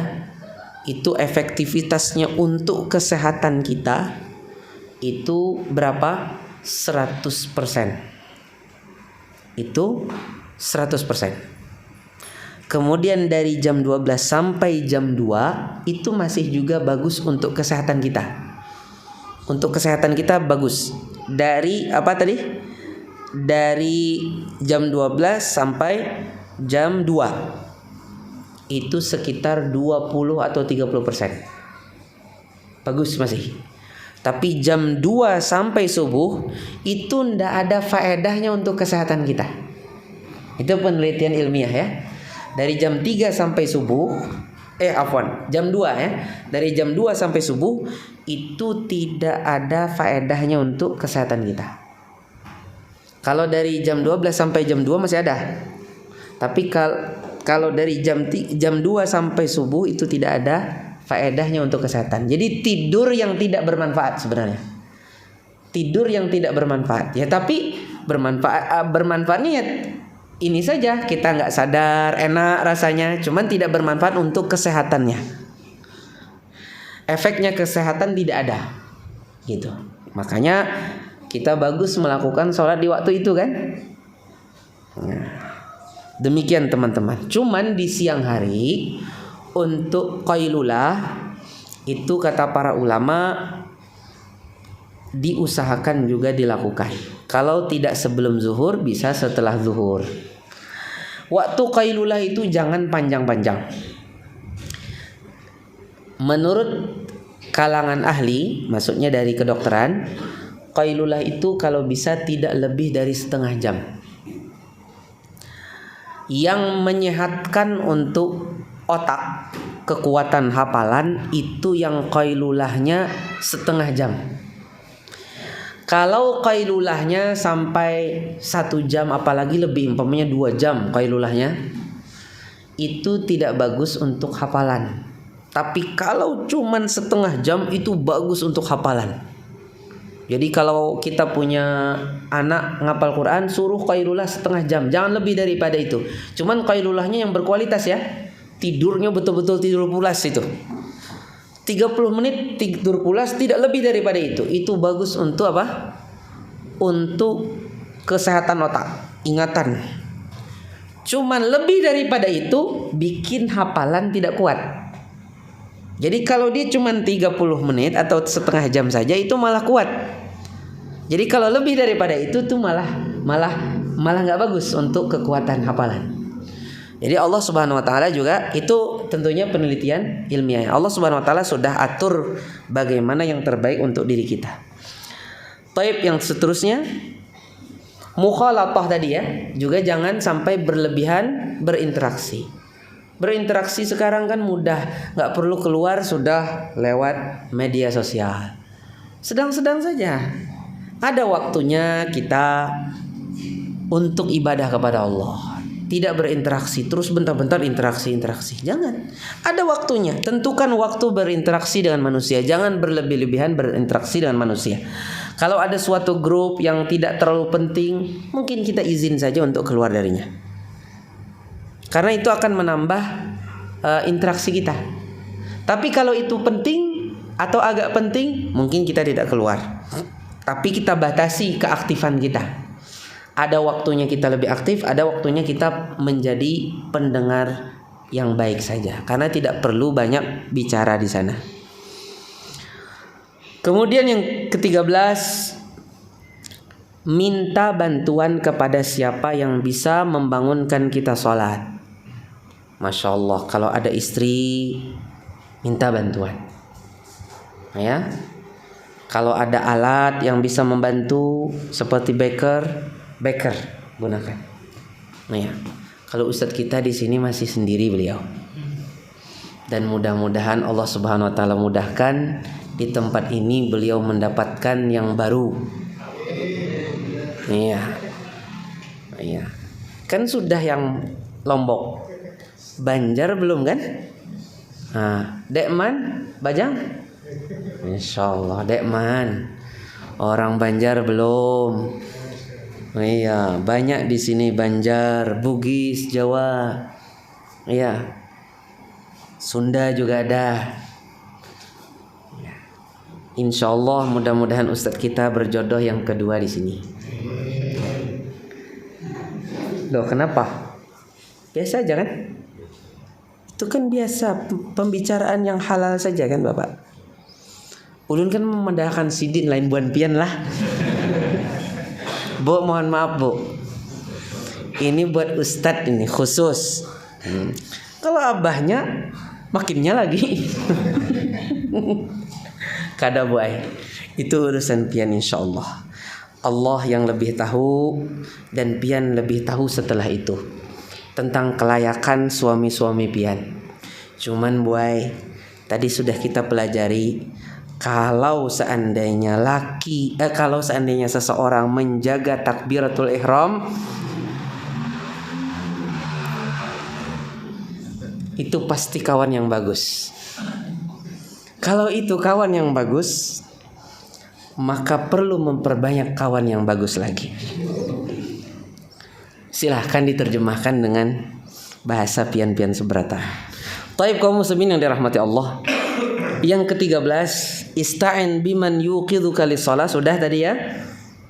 Kemudian yang ke-14, jaga selalu salat fajar di masjid ya. Usahakan sholat fajar kita selalu jaga, karena lebih khusus lagi daripada sholat-sholat yang lain, apalagi sholat fajar di hari Jumat itulah sebaik-baik sholat. Kemudian sholat fajar itu adalah sholat yang disaksikan oleh malaikat malam dan malaikat siang. Inna Qur'an al-fajri kana mashhuda. Kemudian yang ke-15, berusaha mentadaburi ayat-ayat Al-Quran yang kita baca dan kita dengar. Berusaha Pak. Bagaimana bisa mentadaburinya? Paham tafsirnya. Minimal tafsir yang pendek seperti terjemahan itu sudah bagian daripada tafsir. Tapi nanti kita berusaha untuk mentadaburinya. Tadaburinya itu adalah apa di belakangnya. Tadabur itu dari kata dubur Pak. Dubur itu belakang. Jadi kalau yang tampak demikian, duburnya belakang itu. Contohnya gini. Qul huwallahu ahad. Katakanlah Allah itu esa. Allah itu tunggal. Apa duburnya? Apa di balik itu? Berarti tidak boleh Allah itu diduakan. Itu tadaburnya. Berarti tidak boleh Allah itu diduakan karena dia tunggal dalam jenisnya. Sejenis Allah, yaitu sama-sama Tuhan, sama-sama pencipta, sama-sama zat yang berhak satu-satunya disembah, enggak ada. Spesies apa? Jenis itu apa? Spesies. Dari spesiesnya enggak ada. Dia spesies yang satu dan satu juga jumlahnya yang spesies ini. Sehingga nggak boleh diduakan dalam segala hal. Kan begitu. Nah, itu tadaburnya kita. Atau mendengar orang baca Al-Quran, imam baca Al-Quran, kita berusaha mentadaburinya. Ya, berusaha untuk mentadaburinya. Ya. Seperti contohnya imam baca ya, fankihu ma tabalakum minan nisa mathna wa thulatha wa ruba' umpamanya. Kita dengarkan, Masya Allah, ini perintah Allah sebenarnya.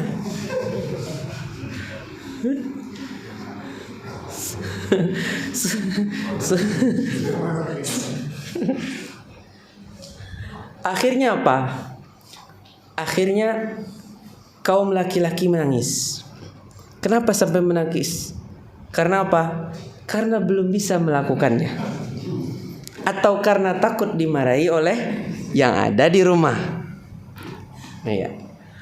Yang di belakangnya kaum laki-laki juga menangis.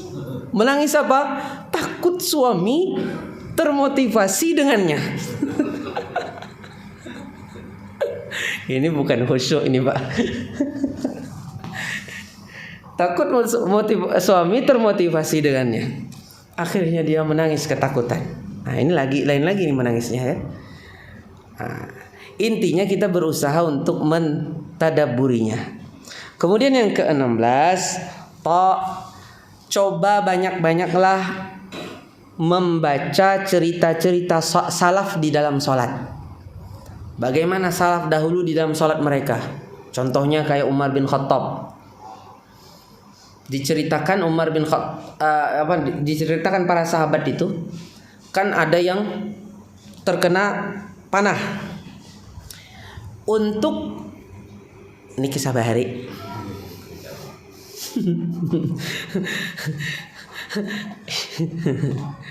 Ini senjata bahari baik. Wasi bahari ini. Jadi apa? Jadi untuk apa? Ini benar tapi sahih ini. Jadi walaupun bahari tetap ini pun tetap itu sahih. Riwayatnya bukan yang maudhu, yang termasuk yang sahih. Walaupun banyak yang maudhu juga kan. Jadi ketika mereka terkena panah, untuk mencabut itu di mana? Di dalam sholat. Karena di dalam sholatlah mereka tidak sadar atau paling tidak sadar. Jadi enak mencabutnya di waktu itu dibanding kalau tidak sholat. Bayangkan Bian, kayak apa kita, betapa jauhnya ibadah kita dengan para salaf terdahulu. Jadi sampai mencabut panah itu saja harus lebih enaknya di dalam sholat, karena mereka tidak sadar lagi. Sholat mereka betul-betul hatinya kepada Allah di dalam sholat, full bersama Allah. Kita lihat lagi kisah-kisah yang lain mereka di dalam sholat. Banyak baca-baca kisah generasi soleh terdahulu di dalam sholat. Perbanyak itu. Dan itu banyak buku-buku sudah diterbitkan. Sholatnya orang-orang terdahulu. Ya. Bagaimana sholatnya Rasulullah, sholatnya sahabat, sholatnya ummahatul mu'minin. Thayyib. Yang ke-17, hadirkan kebesaran Allah atau keagungan Allah di dalam hati sebelum masuk ke dalam sholat. Jadi sebelum takbiratul ihram itu sudah hadirkan Pak. Ini gimana kita bisa menghadirkan keagungan sebelum takbiratul ihram, imam sudah ada di hadapan kita, kita masih sempat ngobrol sama teman, masih sempat salaman, gimana kabar? Imam sudah tuh siap takbiratul ihram tuh, baik, Masya Allah, langsung Allahu Akbar. Gimana mengagungkan? Makanya waktu yang seperti itu tidak pantas lagi ngobrol. Bahkan ketika iqamah itu gak pantas lagi ngobrol. Orang tuh sudah lurus itu. Loh Ustadz gak enak Ustadz, tadi belum salaman sama itu, nanti setelah sholat. Wah itu kurang nyaman di istiadat kita Ustadz. Di kita tuh perlu ramah kalau ketemu orang. Rasanya itu sombong di suku saya kayak gitu Ustadz. Kalau itu terasa sombong di suku antum, maka perbaiki istiadat itu. Jadi harus tunduk istiadatnya kepada yang benar. Jadi ramahnya nanti setelah sholat, nanti baru. Waktu itu jangan. Walaupun belum, tadi umpamanya sebelum masuk masjid udah ada lihat dan sempat senyum dari jauh. Tapi karena dari pintu yang berbeda, akhirnya masuklah ke masjid sholat sunat, ternyata sudah iqamah.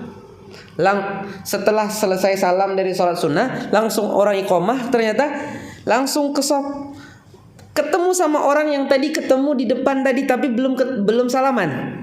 Rasanya kan ada rasa pengen, tadi kita belum salaman sekarang saja. Jangan dulu, tunda dulu. Nanti setelah sholat baru kita lakukan itu. Sehingga betul-betul hati ini terjaga. Hindari seperti itu Bapak.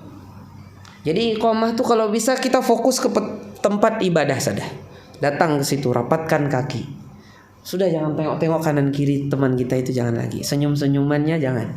Di situ kalau seandainya ada kebiasaan kedaerahan yang mungkin bikin kita pekeu, ada rasa nggak nyaman, hilangkan itu tidak nyaman. Karena ini ada yang lebih perlu untuk kita jaga, yaitu hati kita menghadap Allah Subhanahu wa ta'ala supaya bisa sesempurnanya mungkin. Kemudian yang ke-18, jaga selalu zikir-zikir yang disyariatkan setelah menunaikan sholat. Jaga. Kita hafal itu, kita amalkan, kita jaga selalu, ya. Kalau ada yang beragam, kita ragamkan. Kalau ada yang selalu, kita selalukan. Ya, kalau ada yang sudah baku, sudah begitu saja, itu yang kita amalkan. Kalau ada yang mungkin ada keragamannya, kita ragamkan juga. Terkadang ini, terkadang itu. Ya, amalkan selalu zikir yang disyariatkan setelah sholat fardu. Kemudian yang ke-19, Sholli sholata muwaddi'in. Rasulullah SAW sesekali mengingatkan sahabatnya ketika meluruskan sholat, sholatlah kalian seperti sholatnya orang yang akan meninggal. Kalau orang pengen berpisah itu gimana? Setelah ini gak ada lagi sholat, pasti sholat itu akan paling dia perhatikan. Jadi anggap selalu ini sholat terakhir saya. Setelah ini seolah-olah gak ada lagi salah saya sholat. Akhirnya sholat itu jadinya bagus. Jadi setiap ingin sholat, ingatkan ini sholat terakhir saya. Pengen sholat lagi, ini sholat terakhir saya. Pengen sholat lagi, ini terakhir sholat saya. Bisa dipahami? Ya. Jadi sehingga kualitas sholat terjaga dengan pemikiran seperti ini. Dan gaya Rasulullah SAW ini sebenarnya salah satu gaya motivator, ya kan? Dengan membawa suatu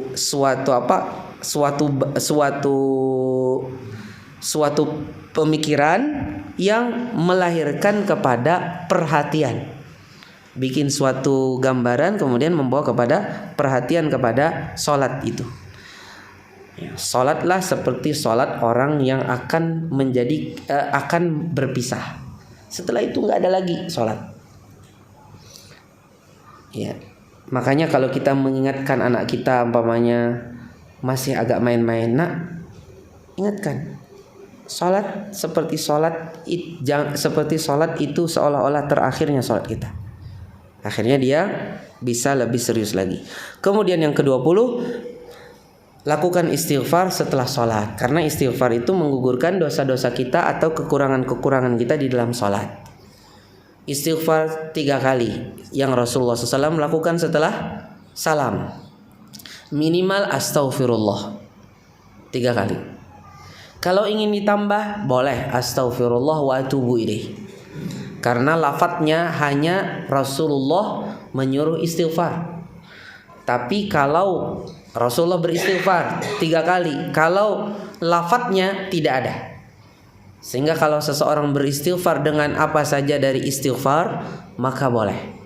Seperti astaghfirullah wa atubu ilaih, atau astaghfirullahal azim alladzi la ilaha illa huwal hayyul qayyum wa atubu ilaih. Itu agak panjang, ya kan? Itu boleh juga dilakukan.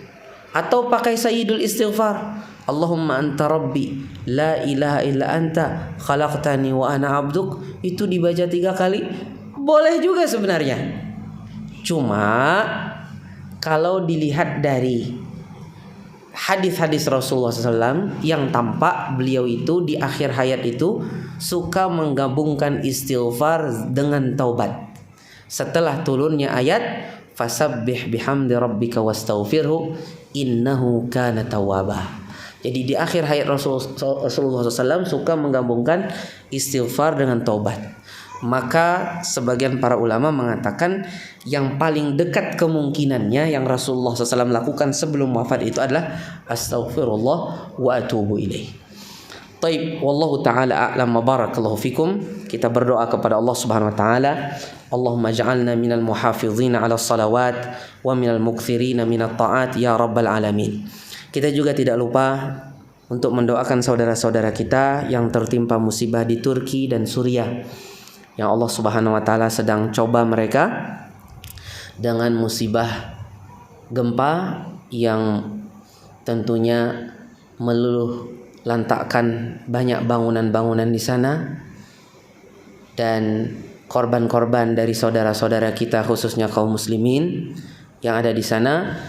Kita berdoa kepada Allah Subhanahu wa taala supaya yang meninggal dari mereka mendapatkan syahid di sisi Allah, mendapatkan syahadah di sisi Allah, dan yang mendapatkan luka atau sakit disembuhkan oleh Allah Subhanahu wa taala, tidak tersisa lagi.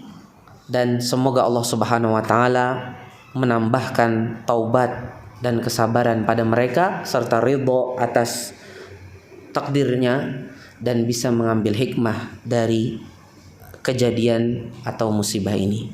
Dan semoga Allah Subhanahu wa taala menjadikan kita kaum muslimin membantu mereka dengan apa yang bisa kita bantu, baik itu dari harta atau dari mengajak yang lain untuk membantu mereka atau untuk mendoakan mereka. Kalau tidak bisa membantu dengan harta, minimal kita jangan sampai bakhil dari mendoakan mereka.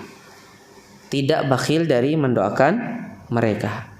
Dan kita sebagai ahlus sunnah wal jamaah tentunya berharap semoga dibalik daripada musibah ini yang telah Allah tentukan tentunya 50.000 tahun sebelum diciptakannya langit dan bumi ini, ya, kita berharap agar dengan kondisi ini maka awal daripada berkembangnya dakwah sunnah dan dakwah tauhid di Turki dan di Suriah itu semakin pesat, ya kan? Dan kita tahu di akhir zaman kekuatan Islam itu berada di Syam. Suriah itu bagian dari Syam. Jadi nanti kekuatan Islam itu, orang yang memegangi sunnah itu pusatnya nanti di Syam. Makanya Nabi Isa turun di Syam, di Menara Putih, di masjid yang ada di Damaskus, di mana disitulah pusatnya kaum muslimin yang ahlu sunnah wal jamaah. Jadi kalau ditanya di mana pusat salafiyin nanti di akhir zaman, di Saudi ke Ustaz? Kada di Saudi lagi, nanti di Syam. Nah, kita berharap mungkin ini awal daripada kekuatan Islam yang benar, lurus itu mulai menguat ke daerah sana. Wallahu ta'ala a'lam wa barakallahu fikum. Semoga ini bermanfaat bagi kita. Salah dan khilaf mohon dimaafkan. Silahkan kalau ada pertanyaan dari teman-teman yang ada di sini.